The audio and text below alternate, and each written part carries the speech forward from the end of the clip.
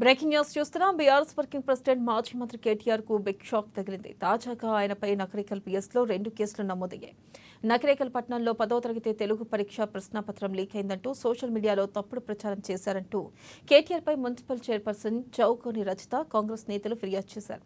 ఈ మేరకు నకరేకల్ పోలీసులు కేటీఆర్తో పాటు సోషల్ మీడియా ఇన్ఛార్జ్ మన్ని క్రిషాంక్, కొడతం దిలీప్ కుమార్లపై 2 వేర్వేరు కేసులు నమోదయ్యాయి. ఇక పేపర్ లీక్ అయిందంటూ వెబ్సైట్లో వచ్చిన వార్తలు వాస్తవాలు తెలుసుకోకుండా కేటీఆర్ సోషల్ మీడియా ప్లాట్ఫామ్ ఎక్స్లో షేర్ చేశారని ఆ ఫిర్యాదులో తెలిపారు. అయితే పేపర్ లీకేజ్ వ్యవహారంలో పోలీసులు ఇప్పటి వరకు ఒక మైనర్ బాలికతో పాటు 5గురిని అరెస్ట్ చేశారు. మరో 6గురు పరారీలో ఉన్నారని పోలీసులు వెల్లడించారు.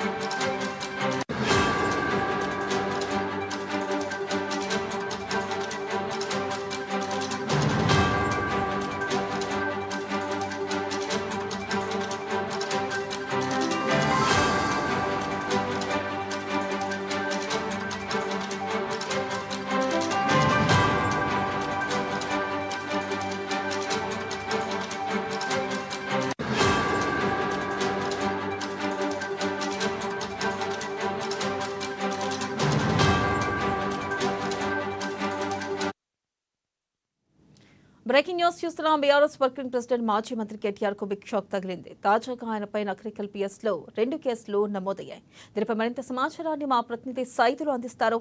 సైదులు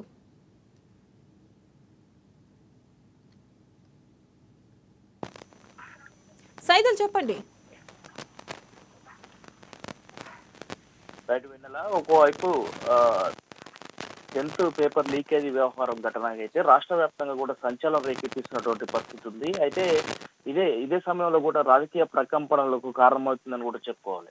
ముఖ్యంగా నల్గొండ జిల్లా నెకరేకల్కు సంబంధించినటువంటి ఒక కీలక ప్రజాప్రతినిధులకు సంబంధించినటువంటి అనుచరులు ఎవరైతే ఉన్నారో ముఖ్య అనుచరులు అయితే ఈ పేపర్ లీకేజ్ చేశారనే ఆరోపణలు అయితే వినిపిస్తున్నటువంటి పరిస్థితి ఉంది. బీఆర్ఎస్ కు సంబంధించినటువంటి ఎవరైతే బీఆర్ఎస్ పార్టీ వర్కింగ్ ప్రెసిడెంట్ తో పాటు అదేవిధంగా కేటీఆర్ తో పాటు ఇంకా కొంతమంది బీఆర్ఎస్ నేతలు దుష్ప్రచారం చేస్తున్నారంటూ కూడా నిన్నటి రోజున ఎవరైతే నెకరేకల్ మున్సిపల్ చైర్మన్ రజిత అదేవిధంగా కొంతమంది కూడా కేటీఆర్ పైన నెకరేకల్ పోలీస్ స్టేషన్ లో ఫిర్యాదు చేసినటువంటి పరిస్థితి అయితే నేపథ్యం అయితే కనిపిస్తున్నటువంటి పరిస్థితి ఉంది. ఈ బీఆర్ఎస్ వర్కింగ్ ప్రెసిడెంట్ కేటీఆర్ తో పాటు కొనతం దిలీప్ శశాంకులపై కూడా దీనికి సంబంధించినటువంటి ఎవరైతే అంటే పేపర్ లీకేజ్ వ్యవహారం సంబంధించి ఇది నెకరేకల్ ఎమ్మెల్యే అనుచరులే దీన్ని చేశారంటూ కూడా తప్పుడు ప్రచారం చేస్తున్నటువంటి వెబ్ పేపర్ల పైన అదేవిధంగా కొన్ని యూట్యూబ్ ఛానల్స్ పైన కూడా ఫిర్యాదు చేసినటువంటి పరిస్థితి అయితే ప్రధానంగా కనిపిస్తుంది. అయితే ప్రధానంగా తమను కావాలని రాజకీయంగా అభాష్పాలు చేస్తున్నారంటూ కూడా రజిత కావచ్చు ఇంకా కొంతమంది ఆరోపిస్తున్నటువంటి పరిస్థితి కనిపిస్తుంది. ముఖ్యంగా రాజకీయంగా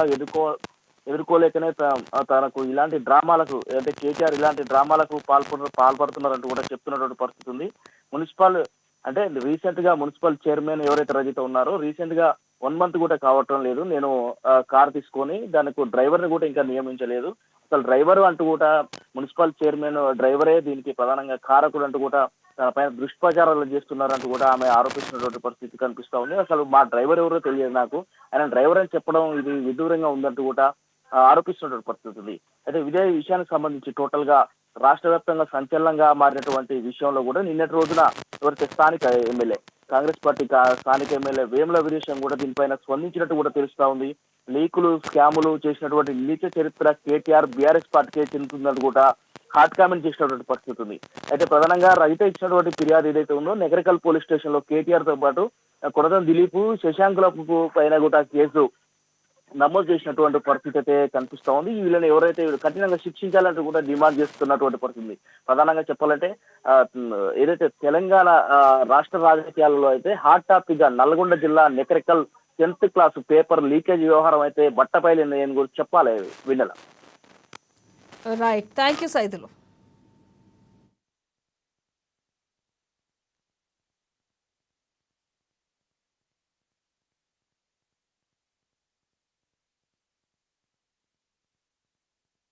చౌగోన్ రజిత శ్రీనివాస్, మెకరికల్ మున్సిపల్ చైర్మన్. మొన్న జరిగిన 10th పేపర్ లీకేజ్ విషయంలో మాకు ఎలాంటి సంబంధం లేకున్నా కూడా మా మీద, మా ఎమ్మెల్యే గారి మీద తప్పుడు దుష్ప్రచారాలు చేస్తున్నారు. అసలు మాకు కారు డ్రైవర్ అనే వ్యక్తి లేనే లేడు, ఉన్నాడని తప్పుడు దుష్ప్రచారాలు చేస్తున్న BRS social media batch TV news channel మీద నిన్న నెకరికల్ పోలీస్ స్టేషన్ లో మేము ఫిర్యాదు ఇవ్వడం జరిగింది.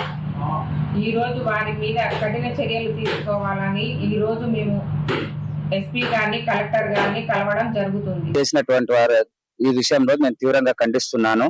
ఈ విషయంలో నిందితుడైన బుడుగుంట్ల శంకర్ కు నాకు ఎటువంటి సంబంధం గాని పరిచయం గాని లేదు. కేవలం ఇది రాజకీయ లబ్ధి కోసమే దీన్ని వాడుకొని దీన్ని ప్రచారం చేయడం జరుగుతుంది.